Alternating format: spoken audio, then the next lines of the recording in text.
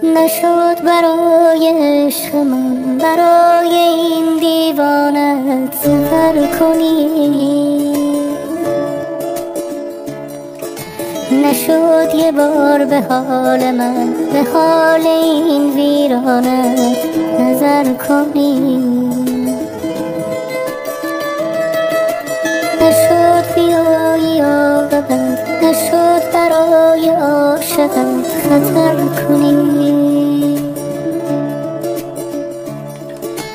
نشد به وقت رفتنت مرا هم از نبودنت خبر کنی.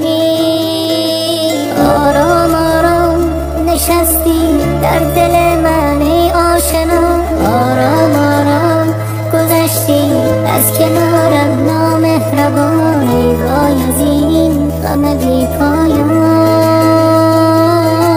امشب با خیالت گفتم و خنداندم تو را، امشب مثل هر شب در خیابانم، پس چرا من ماندم و ابر بی باران.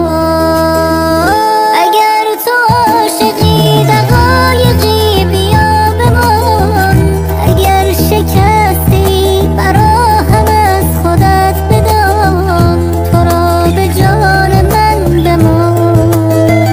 نبرز خاطرم تمام آن گذشته را، اگر دلت شکست فقط به دیدنم بیا، تو را به جان من بیا.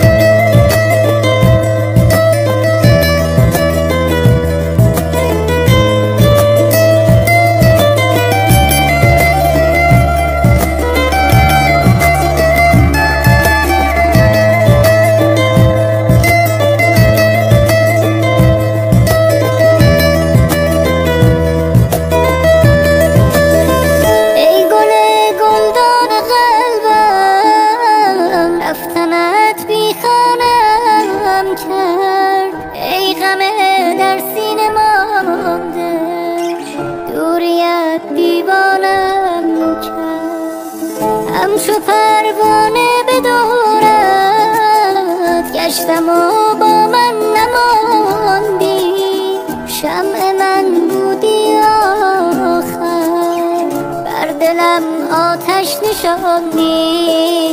آرام آرام نشستی در دل من ای آشنا،